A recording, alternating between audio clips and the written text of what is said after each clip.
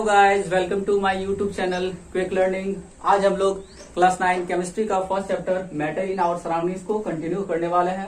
तो इसके पिछले वाले वीडियो में हमने देखा था how can we change the physical state of matter, कैसे जो है स्टेट ऑफ मैटर को हम लोग चेंज कर सकते हैं।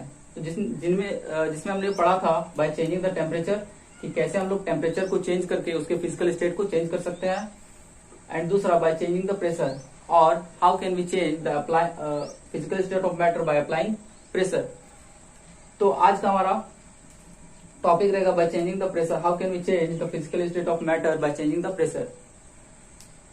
दोस्तों, जो हमारा गैस है उसको हम लोग प्रेशर अप्लाई कर और टेम्परेचर को कम कर हम लोग उसको लिक्विड में कन्वर्ट कर सकते हैं। तो हम इसे एक एग्जाम्पल के तौर पर समझते हैं। जो हमारा अमोनिया एक प्रकार का गैस है उसको हम लोग लिक्विड में कन्वर्ट कर सकते हैं by applying high pressure and lowering temperature. उसको टेम्परेचर को कम कर और उसके प्रेशर को बढ़ाकर हम अमोनिया गैस को लिक्विड में कन्वर्ट कर सकते हैं। इस मेथड में हम लोग क्या करते हैं दोस्तों, कि हम एक सिलेंडर में अमोनिया गैस को लेते हैं, उसके ऊपर क्या करते हैं, हम एक पिस्टन लगाते हैं। ठीक है, तो आप देख रहे हैं आप, जो हमारा गैस के जो पार्टिकल्स है बहुत दूर दूर है, क्योंकि गैसेस में क्या होते हैं, जो पार्टिकल्स होते हैं वो एक दूसरे से बहुत दूर दूर होते हैं, क्योंकि उनके पार्टिकल्स का जो काइनेटिक एनर्जी होता है वो बहुत ही ज्यादा होता है, इसीलिए वो रैंडमली क्या करते हैं, मूव करते रहते हैं। तो जैसे हम इस पिस्टन को कंप्रेस करते हैं तो हम देख रहे हैं कि जो गैसेस के पार्टिकल्स है वो धीरे धीरे क्या हो रहे हैं, क्लोज आ रहे हैं, सामने आ रहे हैं। उसके बाद फिर से हम इसको और अगर कंप्रेस करते हैं और इसमें हम लोग इसको दबा रहे हैं इस पिस्टन को, तो जो गैसेस के जो पार्टिकल्स है वो और भी करीब करीब आ रहे हैं और भी सामने सामने आ रहे हैं। That means the particles get so close that the gas liquefies, जिससे हमारा जो गैस है वो हमारा लिक्विड में कन्वर्ट हो जाता है। गाइस, अब हमारा नेक्स्ट टॉपिक है इवापोरेशन। इवापोरेशन को चलिए समझते हैं। तो हमने पिछले क्लासों में पढ़ चुका है इवापोरेशन के बारे में, चलिए आज हम फिर से पढ़ते हैं। The process in which a liquid changes into vapour और gas even below its boiling point. The process in which, ऐसा एक प्रोसेस जिसमें हमारा लिक्विड जो है वेपर में चेंज हो जाता है, इस प्रोसेस को हम लोग क्या बोलते हैं, evaporation. Below its boiling point, इसके कहने का मतलब क्या हुआ कि कभी कभी लिक्विड का जो बॉइलिंग पॉइंट होता है उससे पहले ही कुछ ऐसे जो पार्टिकल्स होते हैं गैसेस के, इनका काइनेटिक एनर्जी बहुत ज्यादा होता है। काइनेटिक एनर्जी ज्यादा होने के कारण क्या होता है, उनके बीच में जो फोर्स ऑफ अट्रैक्शन लग रहा है, उस फोर्स ऑफ अट्रैक्शन का ब्रेक कर वह उस लिक्विड के सरफेस से स्केप कर जाते हैं in the form of vapour. इसलिए हम लोग क्या कहते हैं, the process in which a liquid change into vapour और gases even below its boiling point. तो boiling point, below its boiling point कहने का मतलब दोस्तों आप लोग समझ गए होंगे। चलिए अब हम आगे चलते हैं।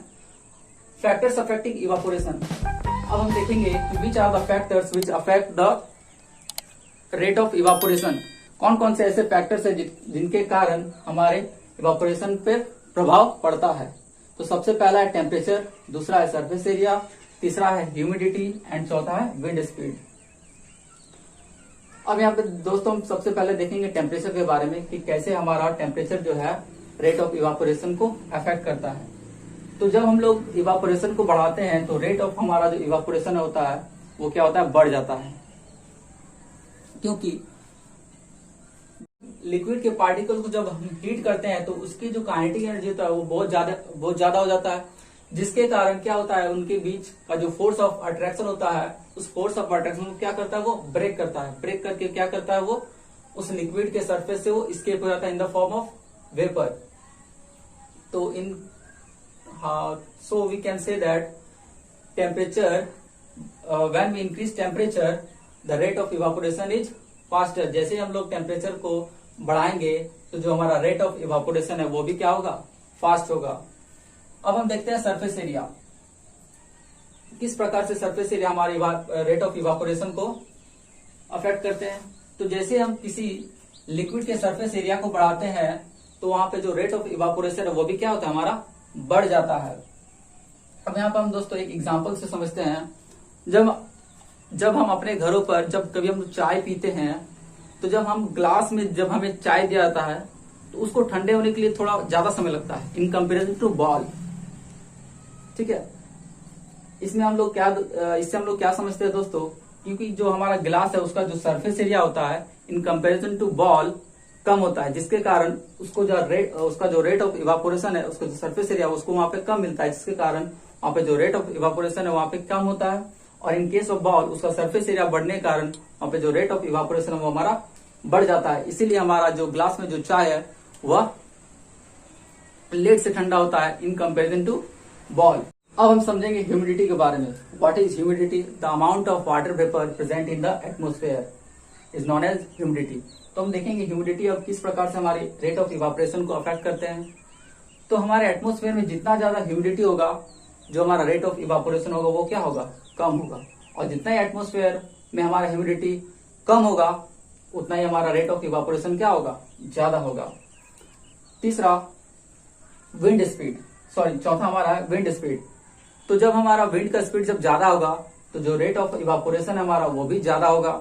जब विंड का स्पीड हमारा कम होगा तो रेट ऑफ इवापोरेशन वो भी हमारा क्या होगा? कम होगा। फ्रेंड्स, तो हमारा नेक्स्ट टॉपिक है लेटेंट हीट। अब हम समझते हैं लेटेंट हीट के बारे में कि लेटेंट हीट होता क्या है। The heat energy which has to be supplied to change the state of a substance is called its latent heat. कहने का मतलब क्या हुआ दोस्तों कि किसी सब्सटेंस के स्टेट को चेंज करने के लिए जो हम लोग हीट एनर्जी दे रहे हैं, उस हीट एनर्जी को हम लोग क्या कह रहे हैं? लेटेंट हीट कह रहे हैं। हमारा लेटेंट हीट जो है वो दो प्रकार का है। पहला latent heat of fusion and दूसरा लेटेंट हीट ऑफ वेपराइजेशन। अब लेटेंट हीट ऑफ फ्यूज़न कहने का मतलब क्या हुआ कि the heat energy which is required to convert a solid into the liquid state without any change in temperature. That means कि कोई भी सॉलिड सब्सटेंस को लिक्विड स्टेट में चेंज करने के लिए जिस अमाउंट में हम लोग हीट दे रहे हैं without any change in temperature, उस सब्सटेंस का बिना टेम्परेचर चेंज हुए उस हीट को हम लोग क्या कहेंगे? लेटेंट हीट ऑफ फ्यूज़न कहेंगे। अब हमारा लेटेंट हीट ऑफ वेपराइजेशन क्या है? The heat required to convert a liquid into the vapour without any change in temperature. अब हमारा लेटेंट हीट ऑफ वेपराइजेशन क्या है? जो हम लोग हीट एनर्जी दे रहे हैं किसी लिक्विड में, उसको चेंज करने के लिए इन द गैस और vapour without any change in temperature, बिना टेम्परेचर में कोई चेंजिंग लाए जो हम लोग हीट सप्लाई कर रहे हैं, उस हीट एनर्जी को हम लोग क्या कहेंगे? लेटेंट हीट ऑफ वेपराइजेशन कहेंगे। दोस्तों, यहाँ से अब हमारा एक क्वेश्चन अराइज होता है, why latent heat does not cause a rise in temperature of the substance. कहने का मतलब क्या हुआ कि जब हम किसी सब्सटेंस में जब लेटेंट हीट हम लोग दे रहे हैं तो उस सब्सटेंस का जो टेम्परेचर है उसमें राइज नहीं करता है, उसका जो टेम्परेचर है वो इंक्रीज नहीं करता है। चलिए इसका कारण समझते हैं। वी नो दैट, हम लोग जानते हैं कि जो भी सब्सटेंस होते हैं उनमें क्या होता है, एक पार्टिकल्स के बीच में फोर्स ऑफ अट्रैक्शन लगता है, जिनके कारण ही वो सब्सटेंस एक दूसरे से क्या होते हैं? बंधे होते हैं, वो सब्सटेंस बना हुआ होता है। If substance has to change its state, कहने का मतलब अगर उस सब्सटेंस के स्टेट को हम लोग को चेंज करना है, then it is necessary to break this forces of attraction between the particles. That means कि जो उनके बीच में जो फोर्स ऑफ अट्रैक्शन लग रहा है उनको हमें क्या करना पड़ेगा? ब्रेक करना पड़ेगा। The latent heat which we supply is use to break the force of attraction between the particles of substance.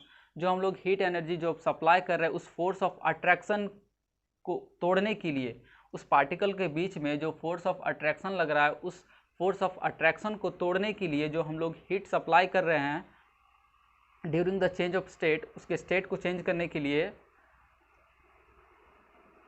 Here the latent heat does not increase the kinetic energy. जिसके कारण क्या होता है, वहाँ पे जो हमारा पार्टिकल्स है उस सब्सटेंस का, उसके जो काइनेटिक एनर्जी है उसमें चेंजेस नहीं आते हैं। उन जो kinetic energy of the substance है वो हमारा इंक्रीज नहीं करता है, जिसकी वजह से हम लोग कहते हैं कि जब हम लोग लेटेंट हीट किसी सब्सटेंस में देते हैं तो उसके सब्सटेंस में जो टेम्परेचर है वो राइज नहीं करता। और हम लोग क्या कहेंगे दोस्तों कि जो हमारा सब्सटेंस है जब हम इसमें लेटेंट हीट देते हैं तो हम लोग जो थर्मोमीटर है वो भी हमारा रीडिंग नहीं बताएगा, क्योंकि यहाँ पे जो हमारा लेटेंट हीट सप्लाई कर रहे हैं वो क्या हो रहा है, वो जो सब्सटेंस है वो अपने स्टेट को चेंज करने के लिए उस हीट को क्या कर रहा है, एब्जॉर्ब कर ले रहा है, जो उसके बीच में जो पार्टिकल्स है उन पार्टिकल्स के फोर्स ऑफ अट्रैक्शन को तोड़ने के लिए। आई होप गाइज आपको ये समझ में आया होगा।